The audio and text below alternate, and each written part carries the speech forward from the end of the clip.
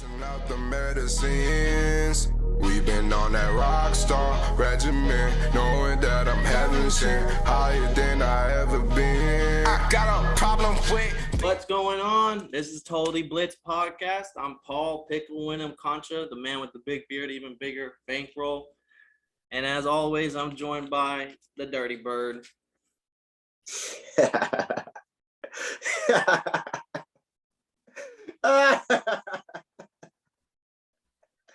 Hey man, you already know Good who today. it is.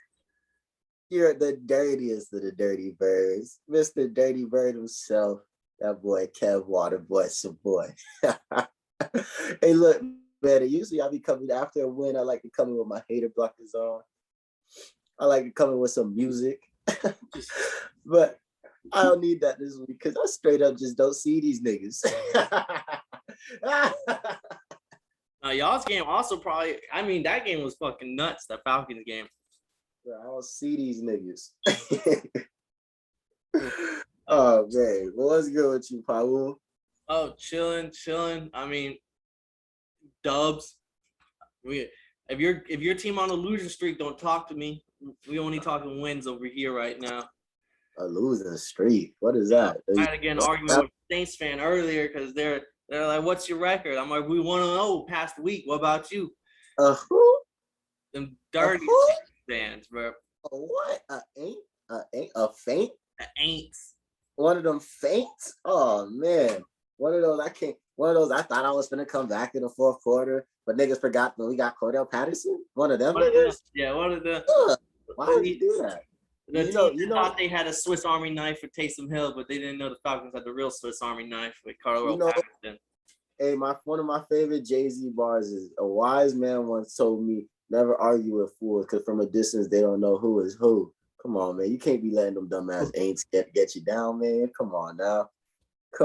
What's next? That's like arguing football with Bucks fans. Yeah. These things don't make sense. Well, really quick, to celebrate a double team win this week, I brought out the champagne glasses. I got the wine glass. Oh, that boy classy. I don't think this is good enough. So I brought out my wine glass. Hey, wait, hold on. I got a song for that. So y'all can see. This is the difference in my wine glass and y'all's wine glass. This man's an alcoholic. I got the perfect song for you to pour to, man. I got you, man. When things get hard to swallow. Yeah. Just some winners music. Real quick. Pour on, Carl. Hey, brought to you by Totally Blitzed. You know what I'm saying? This is what happens when your teams be losing and they start getting dubs. You feel me? But we just gonna let y'all know how we get down over here at Totally Blitzed. But this wine glass is fucking massive. Hey, bro, that's just like a Viking glass. It's like a whole bottle. You got some more Moscato? Hey.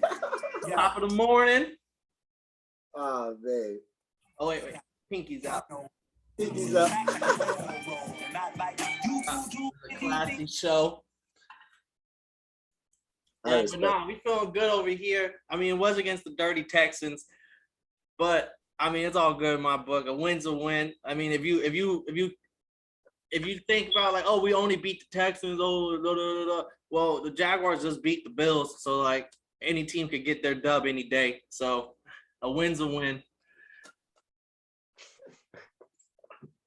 Hey man, the NFL's wacky though. Why the hell did all this? So we came into the week with 100 news stories, right? Aaron Rodgers, COVID, Derrick Henry out, AP back, Odell gone. Like we had 100 stories this week, and what crazy to me is that we have 100 more stories after this week. They said that there were 11 teams. There are 11 games that had teams featuring a team with a better record than them. 7 of those teams with less records won. How did that work? Oh shit! And I think it was also like 6 dogs outright run this week, not cover, but outright won. I will say I was one of the few people on the Giants for this week. But I just think it's the NFL. If this was college football, yeah, Alabama's gonna win. every single game. Not every single game, but when you're playing like a Georgia Southern and like these, because that's what some people compare it as NFL to, like, oh, when you see the Bills versus the Jags, 14.5-point spread. Like, I mean, last year, I don't remember any spreads. Maybe there was one spread, actually. It was the Jets. They had like a large spread. It was only like 1 or 2 games out of the whole year that had like a 14-point spread. And this year, I don't know what's up. There's been a lot of games, 17-point spread, 14-point spread, 20-point spread, shit crazy. And this is the NFL. Like, some teams are coming a little sleepy. Some teams, that's the Super Bowl. Like, you just never know, like, what's, like, how hard. Like, these are all pro athletes at the peak of their craft, and you never know any given Sunday. I mean, that's a saying for a reason. Nah, dead ass, most definitely. And hey, man, it's Lee. So let me know, man, where you want to start off at, because like you see how I'm coming. Oh well, before I want to jump on these games, while I'm still sipping my sip, I just had 2 things I want to talk about that's going to affect this week. Oh, one's going to affect this week. The other one's just some news story. With the Odell Beckham news going on, with the Odell watch, I don't know if you saw, they had the Dragon Ball Z Dragon Ball locator, and they were using that as the Odell watch, and they had like Green Bay. And I thought that was pretty fun. Give them some shout out for that, incorporating anime into the NFL. But right now it's important. The Bucks are out. The Bucks are out on him. Bruce Arians said we already have AB. We don't need OBJ. Too many letters. So he's probably is looking like either a Packer, a Saint, a Chief, maybe even a Patriot. Even big old Bill Belichick might go in on him. How you feeling out of all these teams or any team? What out of those 4? Which one do you think makes the most sense, or like which one would you want him to go to? Well, if he wants to flourish, probably the best team is the Packers, but you don't know what's going to happen to the Packers next season. So, like, pretty much, I don't really see him going anywhere that's not going to really have the same problems that he already had. That, like, we're going to go to the Saints, who are playing with their third-string quarterback right now. Yeah. Because the second-string quarterback actually goes in there and lines up a receiver. You go to the Packers, they have Devontae Adams, Anthony Lazard, so you can flourish over there because you'll go in as a number two. Who is it? The Chiefs. You can go to the Chiefs, and they probably won't. And that offense is still not clicking. So like, whatever was going on in Cleveland is definitely gonna happen in motherfucking Kansas City. So like, the Packers is the best place for him. But like, regardless, like nothing crazy is gonna happen unless he's not gonna do nothing too crazy. Like he's not gonna go, oh yeah, back to Giants, OBJ immediately. Now he's gonna go in there. He's gonna learn the system for the rest of the season and try to help that team win a championship. But besides for that, like it's gonna be the same. It's gonna be the same problems, just different quarterback. Unless like nothing crazy can happen because like you just don't have that many options right now because of cap space. Yeah, no, I agree. I think his best route is the Packers, but I've had many times in the past where people become free agents, whatever, and you're like, oh, this makes the most sense for him to go to this team, and for some reason this never works out. So like, I wouldn't be shocked to see him on the Saints. I think that's really the Saints and Packers are really the only 2 teams I think actually have a shot. Saints being his hometown, he grew up in Baton Rouge, went to college there, went to high school. Like that's cool if you want to go back and see your old boys and chill with them and see your family and stuff. But like, if you really are serious about getting a ring this 1 year, because it's not like they're signing him and they're gonna keep him. Like it's just for the rest of this year, and maybe he'll re-sign with them or something. But like, this is really just like plug him in for the year, see what happens. And I think the Packers, him having Devontae Adams take off some of the load for him is gonna help. And Aaron Rodgers is best 3 quarterback in the whole, like top 3 quarterback in the league, like reigning MVP. Versus Trevor Siemian over there on the Saints, and like he's gonna be the number 1. He might get some balls underthrown to him, overthrown. It might not look cute, and they might immediately start playing the blame. Like I just don't see him going there unless him going back home is really a big deal to him. And the only other thing is, I don't think he's gonna be a 1,400-yard wide receiver again. I see him more on like the Antonio Brown route, whereas like Antonio Brown is on pace for like 800, 900 yards-ish, 7, 8 touchdowns right now. It's halfway through. And but he's not top 10, 15 when it comes to statistics, but there's still no one that's wanting to line up with him one-on-one. And when and it doesn't like I just think he's gonna have an 800, 900 yard season from here on out if he goes to the Packers, be the number 2. But that offense is gonna run so well that it might not even matter to him. Nah, definitely. So like, regardless, Odell's gonna be Odell, and he's gonna be able to be a plug-in effect because this man is nasty. But it's just like it's nothing crazy. We're gonna see what happens next season. But like we've been saying that for like a couple seasons in a row. Like it's gonna be the starting of that is gonna get to a point, and it's just like, damn, like I thought we was gonna see this next season, Odell. It's the season after next. So it's all about just figuring out where to go, plug in, help that team win, and then you got to eat next year. Yeah, and I think Michael Strahan said it good on the Fox NFL I watched on Monday night, where he said basically, you can go wherever you want, but with this new team that you go to, if you are there and you cause like all of a sudden you're out again and like more drama occurs, he was like, that's gonna be 3 teams in a row. So just make sure this third team you go to is a team that you're gonna be comfortable with. Because if you're having problems with every team you go to, people are gonna start thinking maybe it's not the teams and maybe it's him.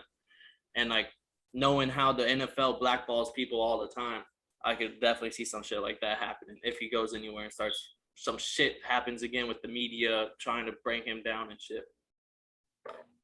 But on the opposite side, so on the Brown, the only other thing I wanted to talk about is also Browns news.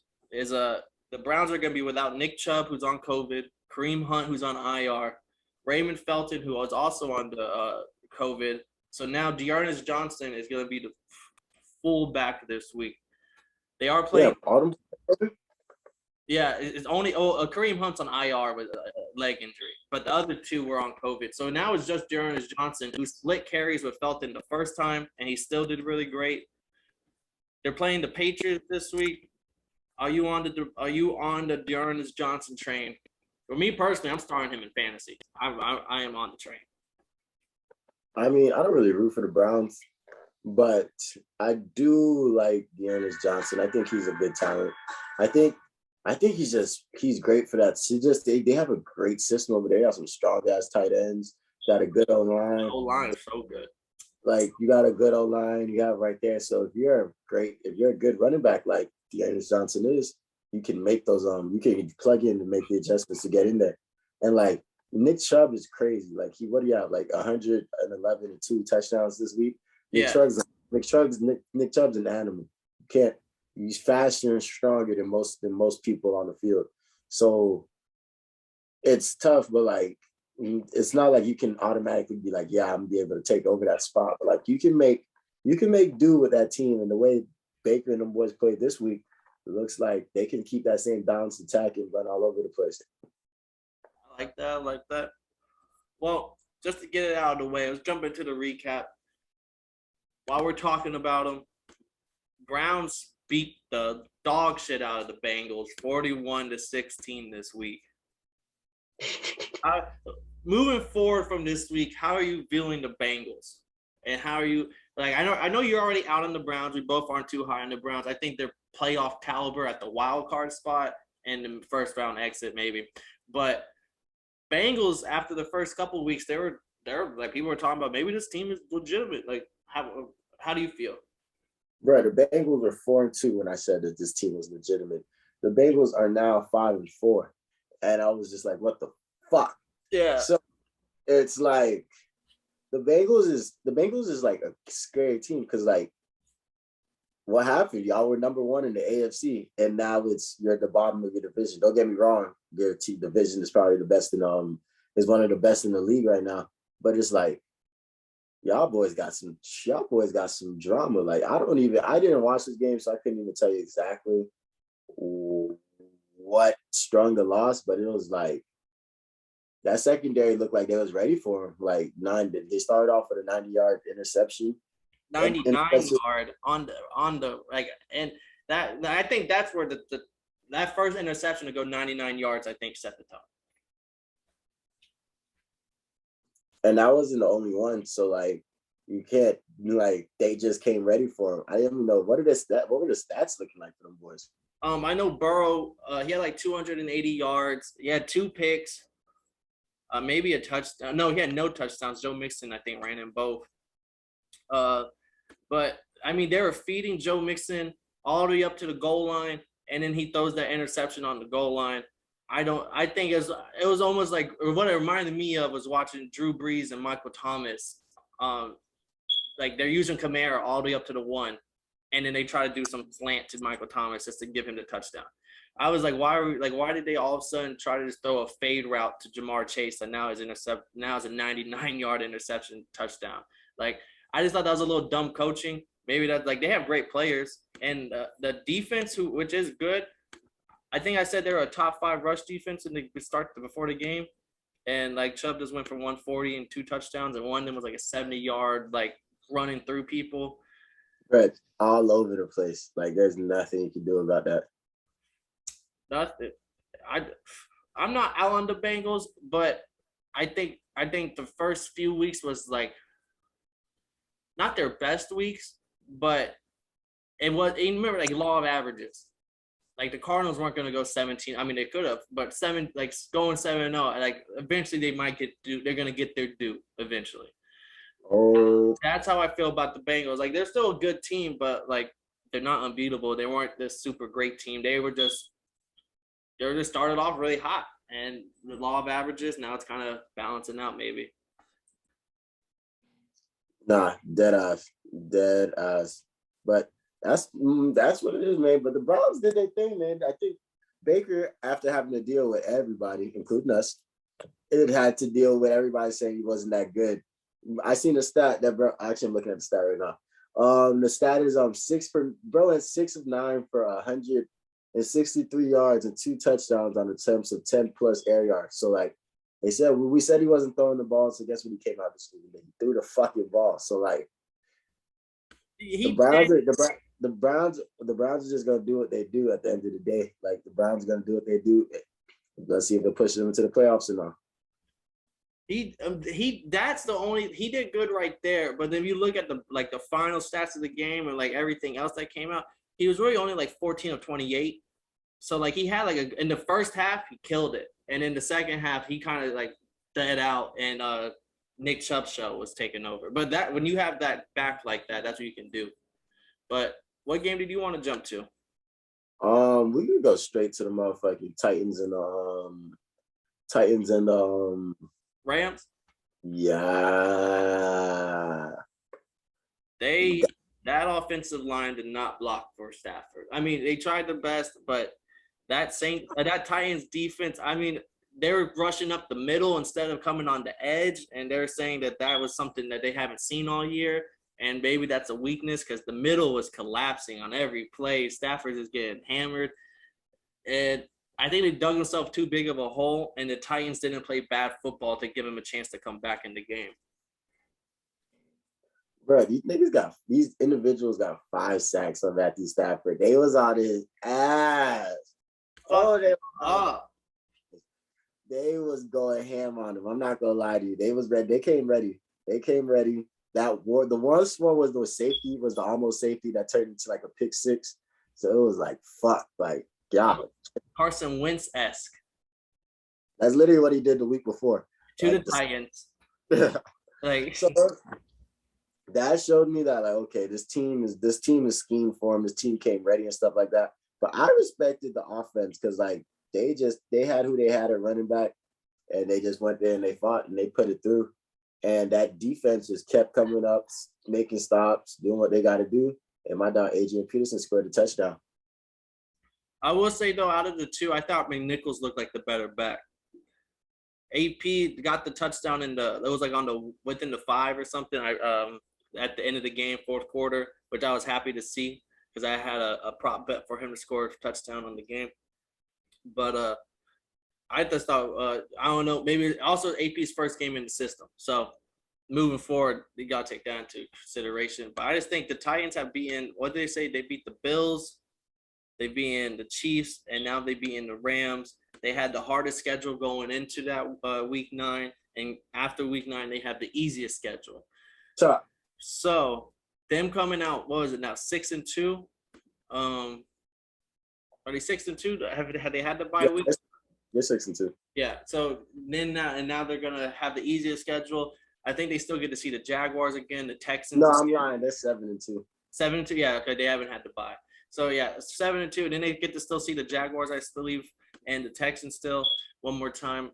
And like this is gonna they've already I think clinched their playoff berth on their division with the way the Colts are playing. Even though I'm super high on the Colts, and now the Colts are gonna be fine for that wild card spot. But this Titans team is finding ways to win, and I'll give it to them. Their defense is rallying, I guess. Without remember when I said the Vikings defense plays better without Cook? Yeah. Titans defense has played a fucking best game of their life without Henry. So Bro, I was actually thinking that. Like I was thinking that in the morning. I was like, damn, these running backs, tight defenses is really pulling up. When they running back is in there, they're just like, fuck it, I got this. rallying around your guys. I thought that shit was not a joke, but like when I used to hear at least gamblers I listened to talk about like, oh, this is a rally game. I'm like, bro, that has nothing to do. But whenever I see that shit kind of happen on a frequent basis, I'm like, oh, maybe. Jeez, they really fuck with this guy the long way. Yeah, but next game I want to talk about. Let's talk about the Bears and the Steelers. Bears lose to Steelers 29-27. Steelers in company because the referees. I know you saw it. What?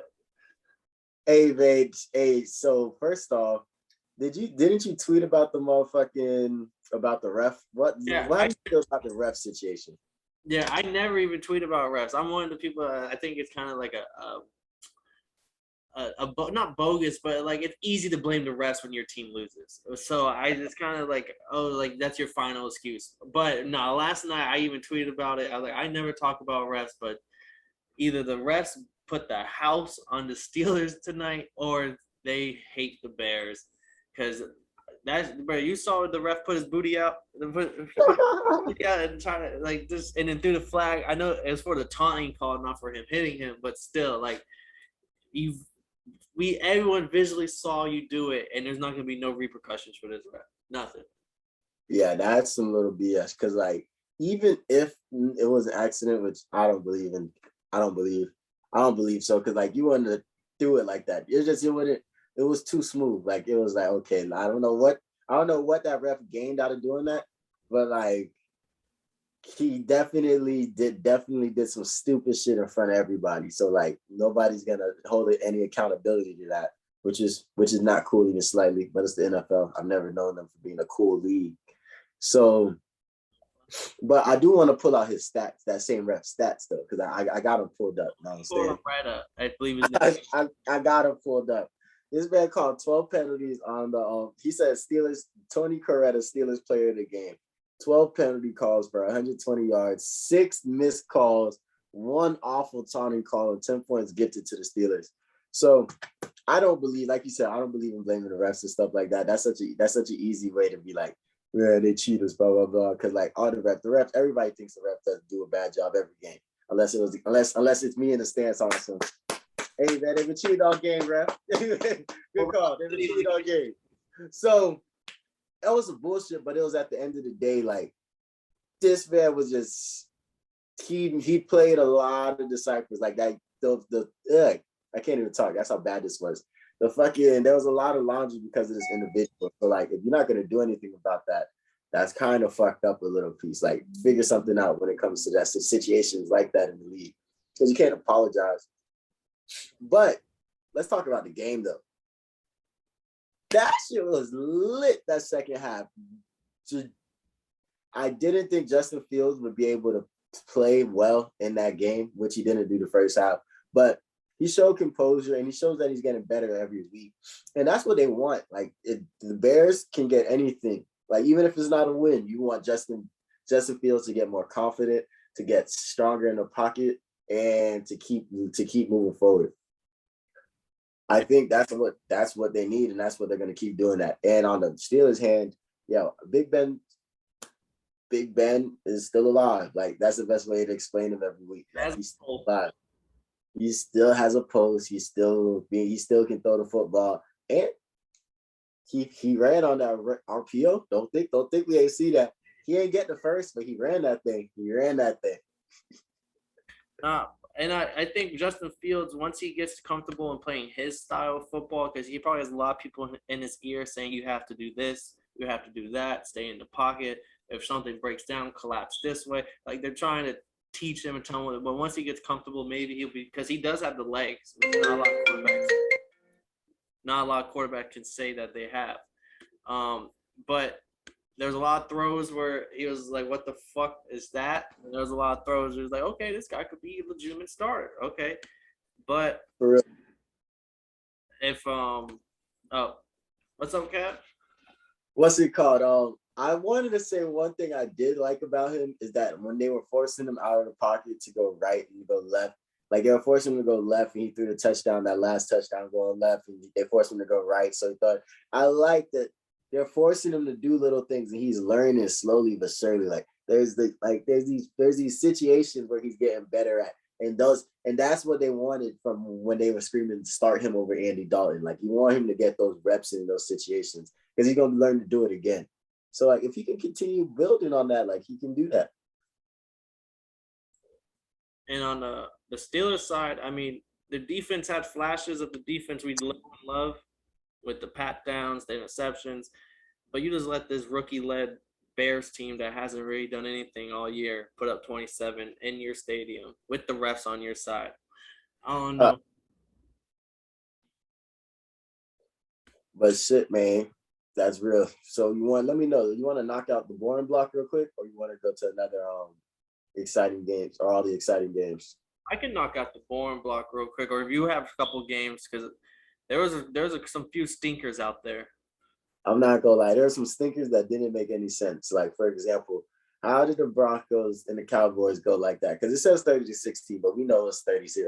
Like we know what happened. We're not gonna say that, but we know what happened. It was 30-0 for a minute, and that shit was, the Broncos came through. They ran all over their ass. Like they stopped Dak. Dak coming back didn't mean shit. Like they did what they had to do. So like I thought that was insane, especially how the Packers were rolling.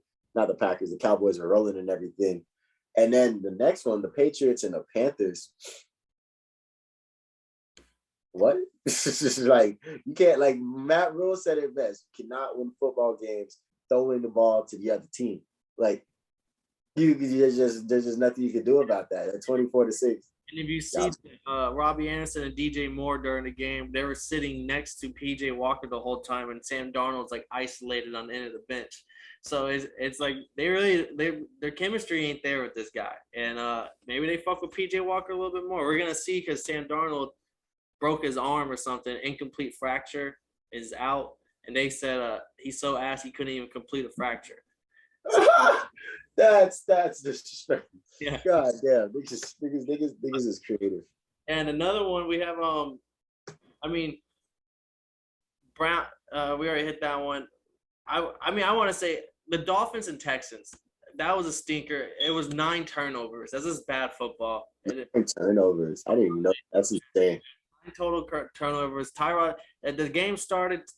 We scored. Tyrod Taylor comes down to the red zone, throws a pick in the red zone, and they never go back. And they only scored field goals, and we scored a couple touchdowns. I think that's the only difference.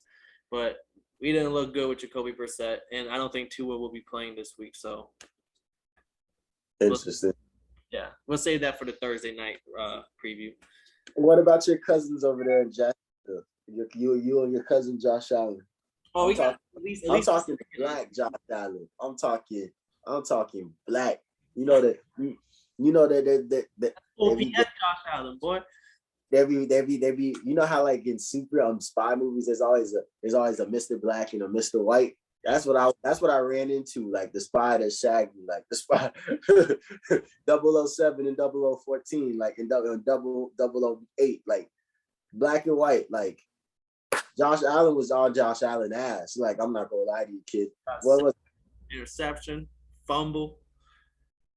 He was on his ass. Like, what's up, man? What the fuck? How the fuck did the Bills, who came off before the bye, who they beat? The motherfucking Chiefs? Like, they put that thing on them things. Yeah. And then they lost to the Titans, barely beat the Dolphins. But it was like 6-6 at halftime. Like, it wasn't, and then they scored some later on. they had some woes that people are saying like maybe it's this is what's up with this offense. Like, but I just think Josh Allen does play sometimes like he has a chip on his shoulder. Like if you remember with Josh Allen the first year, second year, before his third year, which was a gigantic jump, he had a lot of mistakes. Not like he was just slinging that thing, like playing backyard football. And when you're playing against a shitty team, maybe you feel like you can do it more than you should. Mm-hmm. The other team led by coach Urban Meyer, first win in the United States, they said in NFL. That's funny. Hey, that shit was interesting to me because like them boys didn't run the ball even slightly. So how you play this man Josh Allen had like 50 dropbacks. How you play a 9-6 game and not run the ball? I don't understand situations like that. Yeah, when Carlos Hyde from Jacksonville, because James Robinson didn't start here with foot injury. When Carlos Hyde's the leading rusher of the game with like 60 yards. And the Bills, I mean, I think Zach Moss is out for a couple weeks now, but Devin Singletary should he should be able to do it. Like this was Jacksonville, the league, like a defense that everyone was kind of just running on through. I respect it, and I give it to their defense because their defense is what really made this game so solid. They pressured them. They said they pressured the stat. Let me check my stats. You feel me? Because I got them up. Yeah. The stat says that they pressured this man Josh Allen 39.2. Because I got the official stats. 0.2% of dropbacks, and that's the highest of the season, a third of his career. That's insane. 40. Like every time this man, like I saw some Bucks versus Patrick Mahomes in the Super Bowl. Like anytime you see this man's face, he had 3 defenders in front of him. Hey, and I think that goes back. If you're the wide receivers guy, I'm an O-line guy because I think it's as good as their O-line. And you see it right there. If you don't give this quarterback a chance to make plays, it doesn't matter how good he is. He just can't make plays at that point. Or he's gonna force something where like Mahomes is like him instead of taking sacks on Patrick Mahomes. I'm gonna do the impossible. Now it's an interception. You did what they coach you not to do. And so sometimes people got a little bit too big of heads, especially when you play down to your competition sometimes, which was not like the Bills because they blew out the Texans, they blew out the Dolphins, they blew out like when they played bad teams playing bad football, they usually just blow them out. This wasn't the case this week. I think they'll get their shit together. No team. I want to know what their defense had to say about this because their defense showed up. Like, yeah, 3 field goals. You tell me we couldn't beat Jacksonville and they only scored 9 points. Yeah, the defense is fucking pissed off. Jacksonville only converted on 2 of 13 first downs. Third downs.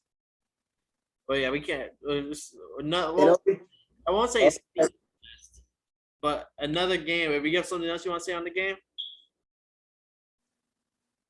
Jacksonville still ain't shit. I'm sorry. I'm sorry.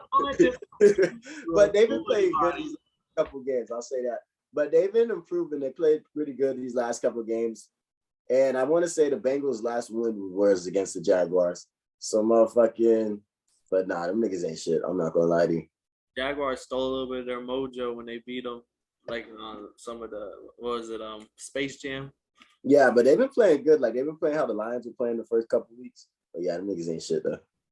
But another, I won't say stink fest, but just kind of a like all defensive game like that one was. We had the Packers with Jordan Love going to play the Chiefs, 7-13. Mason Crosby misses a couple field goals. Special teams just killed them. I like if special teams would have did their thing, I think the Packers would probably walked out with a dub. My pick would have been right. Backups would have hit again, but I mean, Chiefs. I think this is more of a showing on the Chiefs than it is the Packers. Like how you beat this team by only 6 points, just like you only beat the Giants by 3 points. Hey, you can hear me? Yeah, I can hear you from the top. Swanton Bomb, Jeff Hardy. This is where they put Jordan Love's parents. Like that shit was so disrespectful that they really showed the stat of where these people were at. They put them in the highest of the nosebleeds. Like that bit was so disrespectful to me. I'm sitting here like, isn't this the same team that just got in trouble for having like put somebody's Patrick Mahomes' brother on the field, and like this is where he put his peoples in his first start. That shit was It's out of Bill Belichick and the Patriots, but not the Kansas City. Like, yeah, that was some green ass shit. Like, I saw that and I was like, that's insane. And they were over there. It's not even a rival game. Like, I can understand this is a division rivalry. Like, it's the backup quarterback. First NFL start, bro. That's just so disrespectful. I'm just thinking, I saw Cooper Rush's parents the week before. They was in the box. They was enjoying themselves. They was living their best life. Bought my own tickets, bro. Fuck. Oh my gosh. But so I had to bring that up because that was bad. But this game was all around bad because it's just the Chiefs. Like, we keep looking at them like Drew Brees made the best point. We keep looking at them like, yeah, they finna turn it on. They finna bust their ass.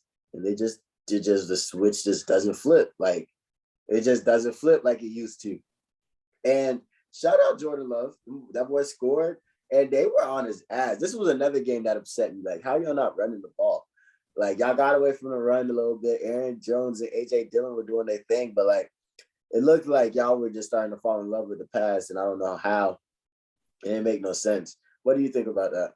Yeah, bro. A.J. Dillon was running through them like a fucking truck. Like, I know Aaron Jones is probably the better back in the long term, but like power back wise, A.J. Dillon was running through him truck early and it in the run game.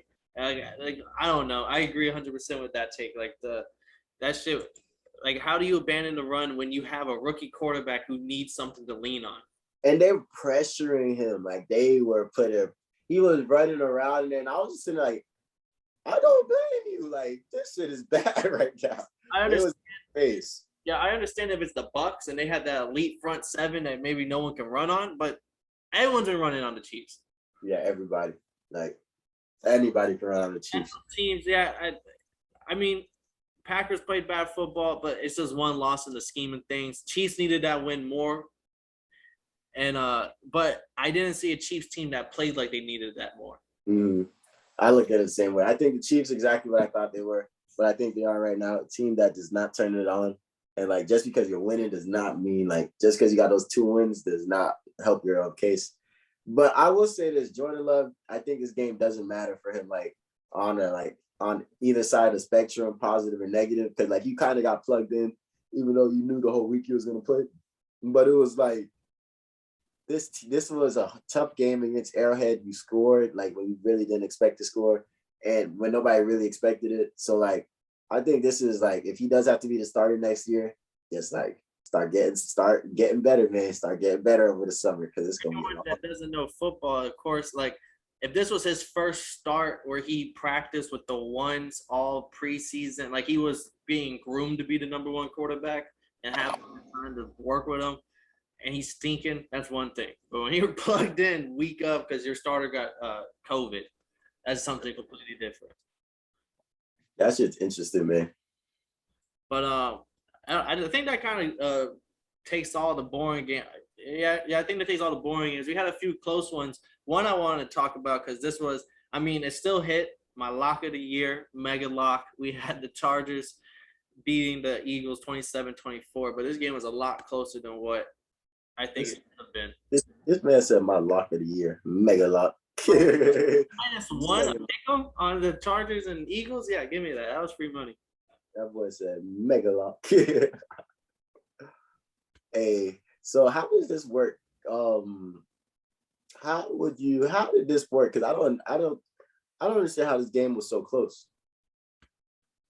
I mean, sorry, I had a little yawn. I mean, I know the Eagles, it was a Eagles home game, so I know the crowd was probably loud. It was sold out, even though the Eagles have been stinking this year. But, I mean,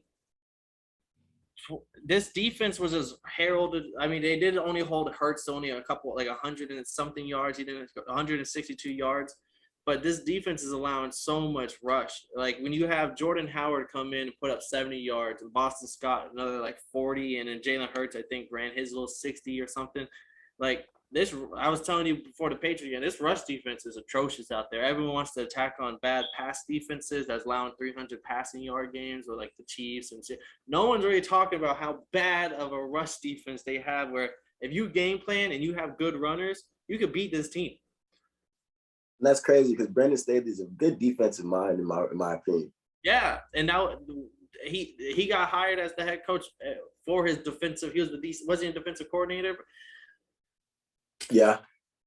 And then I still love Herbert. It's not like he had a bad, like he put up I think like 350 yards or some shit. Only missed on like 6 passes, and he threw 40 passes. It was like some crazy like 34, 40 or I don't know. It was like 32 something.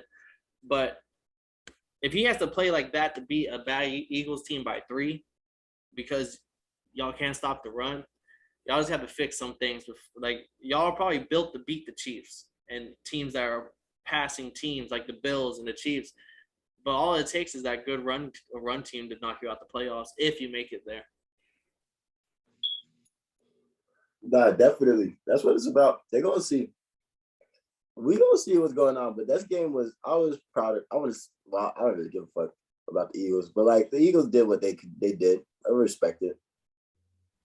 So I just want to drop this little nugget here. Our Eagle fan here, he dropped a little bombshell on me earlier. He used to be a Falcons fan. I bet he did. I bet you that dirty. Prime motherfucker. Do you got some proof? Do you got some? I took a snapshot of that.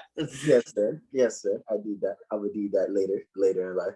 But let's go to another banger there. We talk about some boring games. Let's go to the banger of Falcons beating the Saints 27-25 down to the wire. Football. It wasn't no comeback. It was fucking score. How you feeling? That's a big win in the Superdome. That was some bullshit. Oh my goodness. This shit kills me every time. That was some bullshit, dog. First off, we smashed their ass. First quarter, smashed their ass. Second quarter, smashed their ass. But this is when we boof. See, niggas be under the assumption that we only boof in the fourth. We start to slow down in the third. Common misconception. We slow down in the third, and then we start boofing in the fourth. You gotta, you gonna speak on us correctly. You gotta keep the gas on the pedal is what I'm hearing. We gotta get a new accelerator because that shit be stopping. Like this shit just don't move forward. Don't move. That shit goes from manual to stick shift. Like this shit don't make no fucking this shit automatic to stick. Like this shit don't make no sense, kid. They scored 18. They came back down 18 on us, scored 22 unanswered points.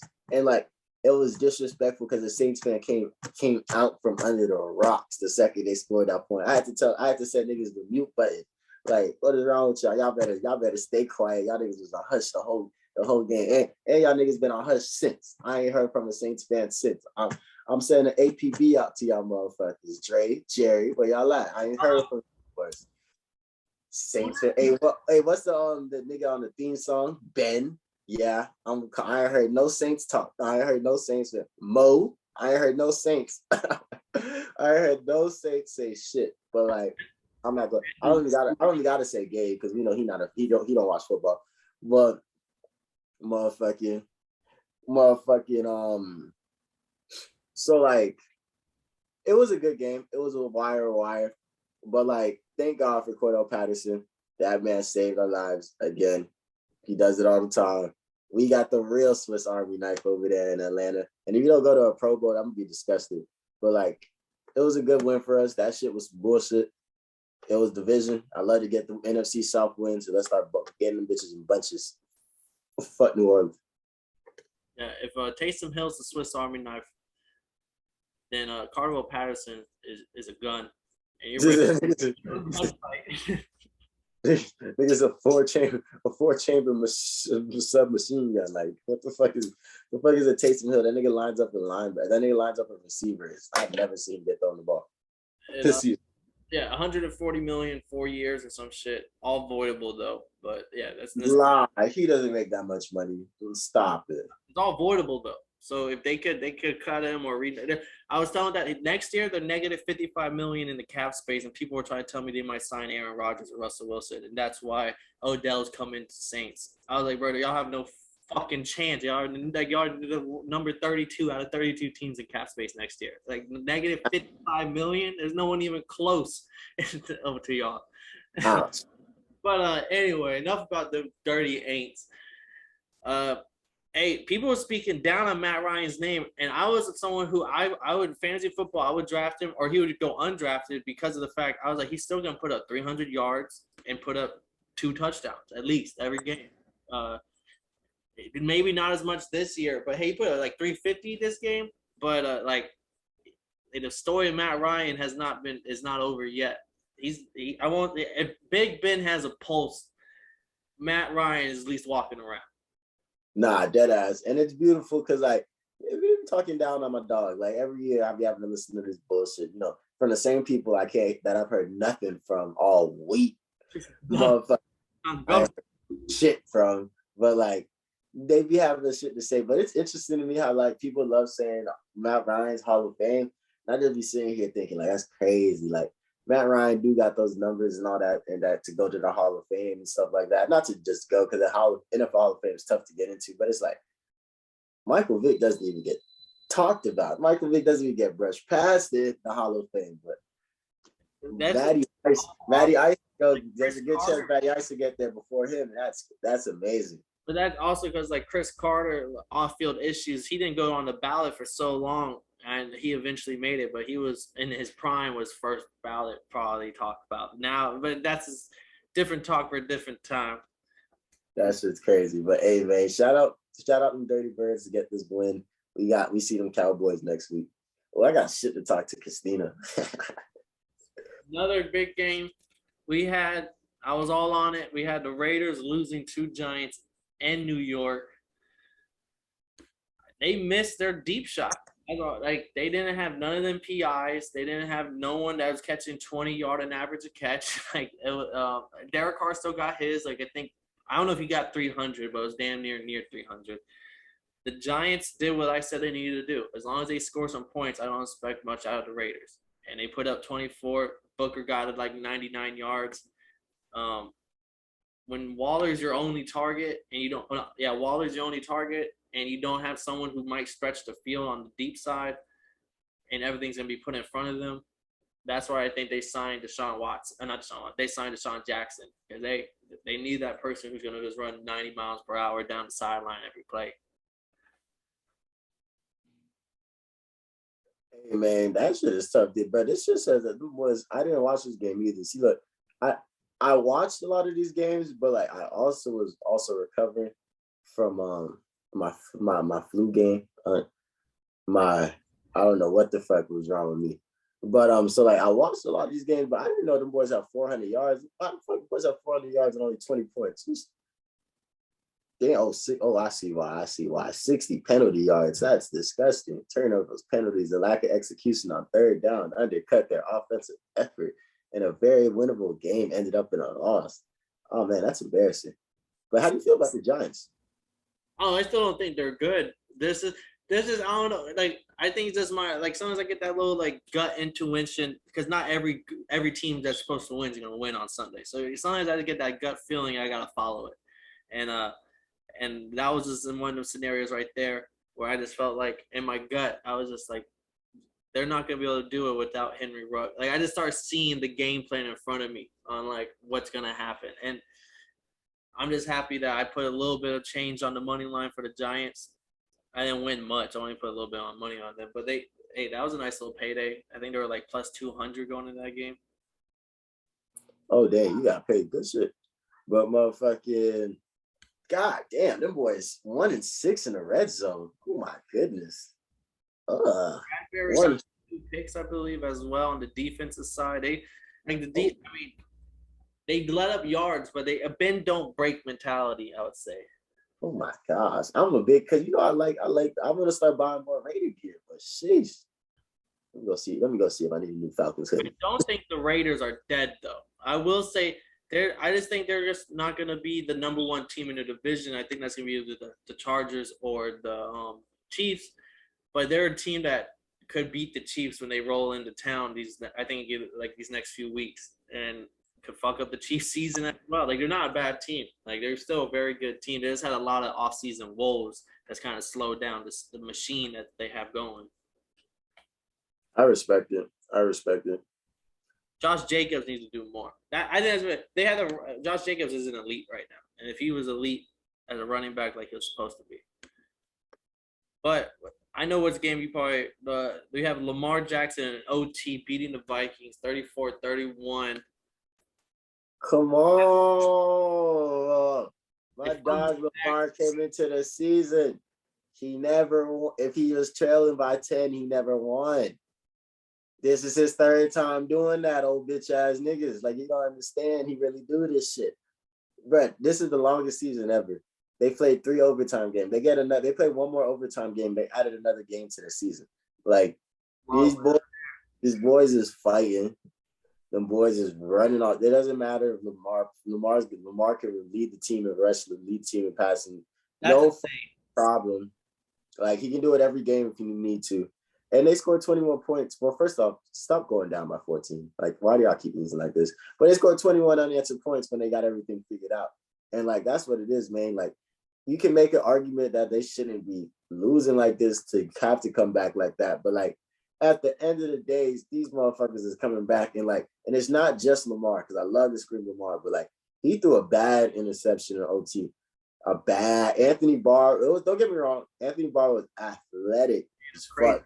But that was like a bad one. It was like, fuck, like we need that. And you motherfucking, they end up the defense gets a 3 and out. And don't get me wrong, I'm not saying Kirk Cousins and all the boys is all that, but it's like when they force that 3 and out, like that shows me, hey, look, y'all boys take it down. All you gotta do is get to the 40, like you have Justin Tucker. And which is insane is to be like you just know that like, okay, I just gotta get 40. If I get to the 40, I'll be straight. Like Justin Tucker can handle it from there.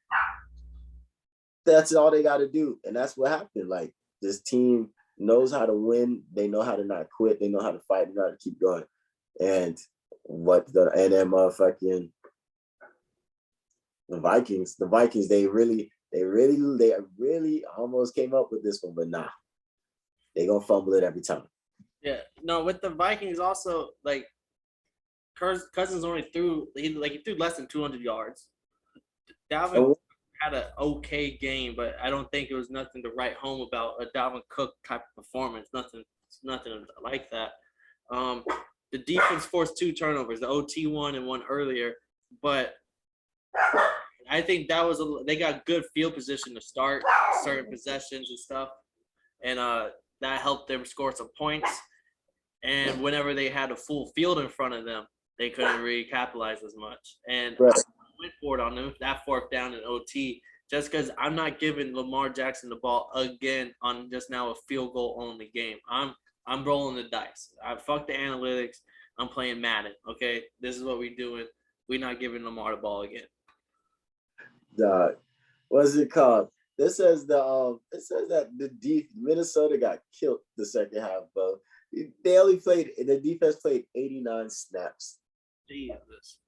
In the second half. That's insane. You know, they're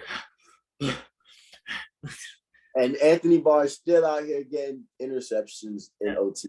And that's 3 and outs. That's you're not holding on to the ball. And when Lamar gets the ball, he's making nice long drives.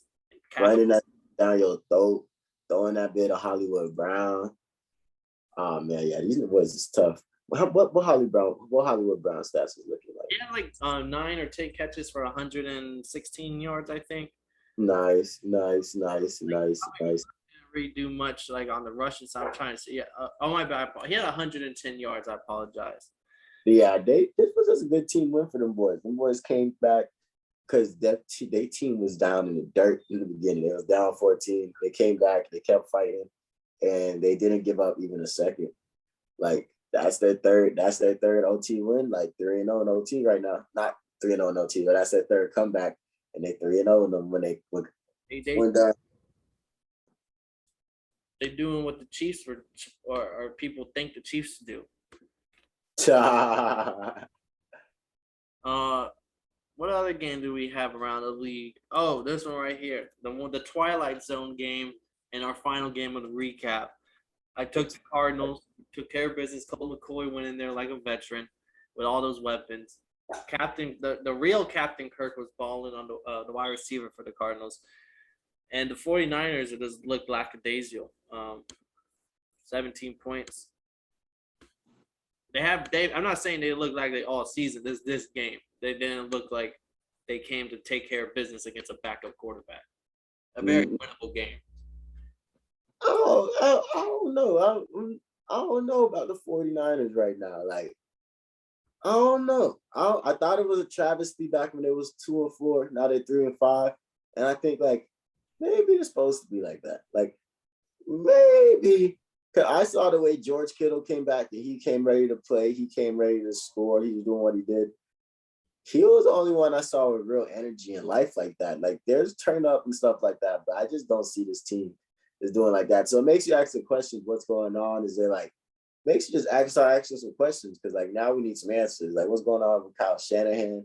What's going on? So like this game really just showed like put that question mark on the 49ers and just put a real exclamation point in front of it. Like, what the fuck is going on? Something is not going on. Something is not hitting it. We got to figure that shit out. But shout out motherfucking James Conner. Chase Edmonds got hurt first play. Hope he does. We praying for that boy. Hope he gets right. But James Conner scored 3 touchdowns on these niggas that said, on these individuals that said, yo, I'm only worth 1.75 mil.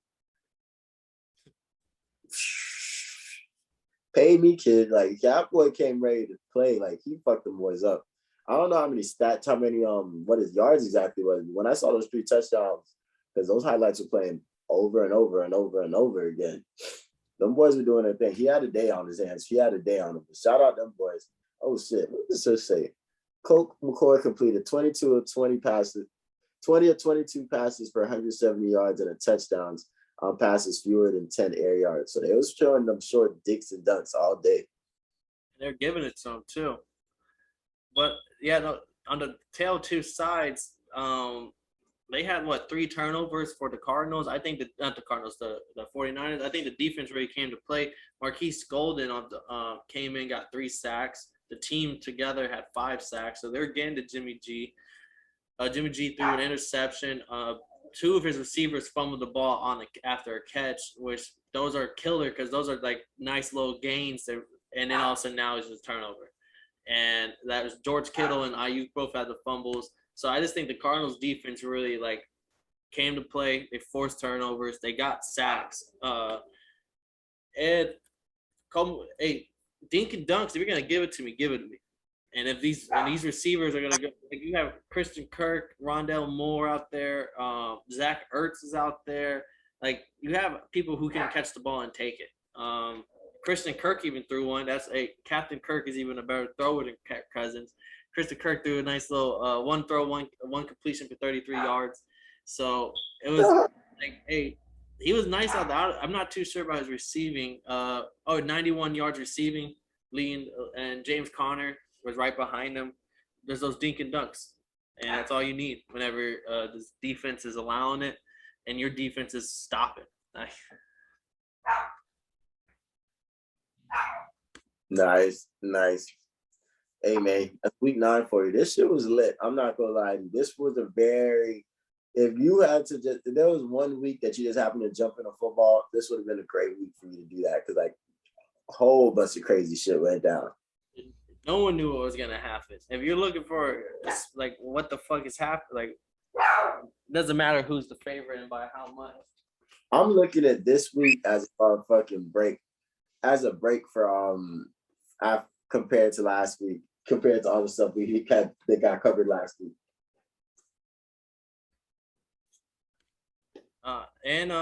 I expect after this week, those teams that lost that were favorites, I expect a bounce back week this week.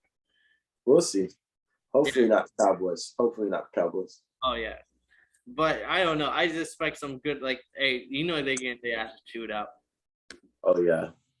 But let's jump into a Thursday night football. The first game to open up Week 10, which looks like it's going to be a pretty good week. A lot of close matchups. We have the Ravens going to Miami, and like earlier in the recap, I don't think Tua's playing. It's going to be Brissett again because he's been getting all the first team reps on during practice, leading up to the game right now. I want to hear your take before I go in. Hey man, my dog Lamar is coming back to Florida, man. You know what he gonna do? Come on, man. You know he done grew up on this. He got that Florida air. He got them Florida turf. He got that Florida turf under his cleats. That Florida food in his stomach. Come on, man. You know he's gonna go crazy. Like y'all can attempt to contain him, but like this is gonna be a good game. But like them boys, they be fucking up. So maybe what's it called? The Dolphins can make it competitive and do something to show out to some people. But like, nah, that boy's gonna have him a day this week. So I'm gonna walk us down the path of victory. Okay. Ravens are gonna be sending the pressure. We know that. A lot of it. We're gonna have to feed Jalen Waddle, and he's gonna have to get some run after catches, which he's known for in Alabama. Some maybe even some deep shots. Gesicki's can win it. Our tight end can win any one-on-one. I don't know if you saw that nice one-hand grab he had. Two of them. Yeah, they had that shit all over ESPN, and when I watched that shit live, I was like, hey, I've been telling people he's really like that. I seen him do it in person. So so maybe we got to win those one-on-one battles with the Waddle and Gesicki. If Brissett is playing, I don't like our chances as much. I'm big on the Tua train. Our offensive line is not going to hold up anybody. We have to, out of the top 3 people who are landing up rushes, QB hits or pressures, we have the top 3. And that's how bad our O-line is. We're the worst O-line. We're allowing like 50 more pressures on our QB than whoever's in second place right now, who's the Panthers. So I expect him to be a long day, but Myles Gaskin, I think, is going to have a big game. He's going to have like 5 or 6 catches, about 60 receiving yards, maybe even like a 70, 80-yard rushing day as well. But he's going to have that Austin Eckler type performance. We're going to make it an ugly game. We're going to force a couple interceptions, and we're going to win. And it's going to be like a 21-24 type win. And we're going to be in the lead. They're going to try to come back, and we're going to hold them. Nah, that shit's gonna be crazy, but we'll see. I already know what's gonna happen. That boy Lamar gonna go crazy, but we'll see how crazy he goes. Bro, I'm telling you, man, he done shook people on the same grass before. Like it's the same thing. It's like riding a bike for him. I seen I didn't mean to cut you off, but I seen a crazy article that showed when we were in Miami. I seen a mural with Dalvin Cook on it. And then I seen an article recently about Dalvin Cook versus Lamar Jackson. And he was just looking at the kid. He was like, look at this skinny kid. There's no way he could do that. And then they ended up putting up like, I think it said the boys together put up like 700 yards of offense or something like that. Like it was crazy. And they were just looking at him like, what the fuck? And Lamar's just sitting there like, yeah, man, I ain't hit no weights back in high school. Yeah, I saw that same article and I was not shocked. I was like, them boys, I knew I didn't know they played each other, but I knew they were both South Florida guys. So when I saw that they played each other, I was like, oh, they had just been so fucking this like some, the stands were packed, like there was some. That shit must have been crazy. I don't think Lamar and them boys won a state title though. I never heard about them boys like that. No, the only thing I remember the first Lamar clip I ever seen was when he was in high school and he made that play where he stopped on and I was just like, hold on, I think Pompano Beach was his high school. Yeah, something like that. But it was crazy. It's crazy to me because like I didn't know who else. I saw that and I remember I didn't know who that was until he won the Heisman. And I was like, that's the same person. I was like, oh shit. And then next thing you know, this man won the MVPs, and now he went from Lamar to Lamar. Like, man, not especially because when you see those high school clips of like 9 out of 10, or like more than 9 out of 10, those guys become nothing. It's just like a dope ass high school clip. Like there's no shit in it. But little did you know that's the guy who won the Heisman, went to Louisville, now won MVPs. Like that's crazy. Yeah, all three sagas dominating. But hey, man, it's 11:10, a day before 11:11. Motherfucking, this has been a great ass episode. Paul, what you got for him? I didn't even know that the Thursday night game comes on 11/11. So, all my wishes are gonna come true. So I'm putting the house on the Dolphins. Nah, not for real. But expect a good game. I hope we don't get blown out because I remember the last time we played them was when we were tanking for Tua, and the first game was on Lamar. They threw for it was 41-7 or some shit, and it was just bad. And it was when we were our worst, and that was Lamar's MVP season. So I just want Brissett to play a good game. If y'all listening, I'm speaking into existence. Speed Mile, Gaskin, and Waddle. We finna get this dub come Thursday. Hey, man, it's all about that. But, hey, man, that's been another episode of the Totally Blitz podcast with your boy, Lil KK, a.k.a.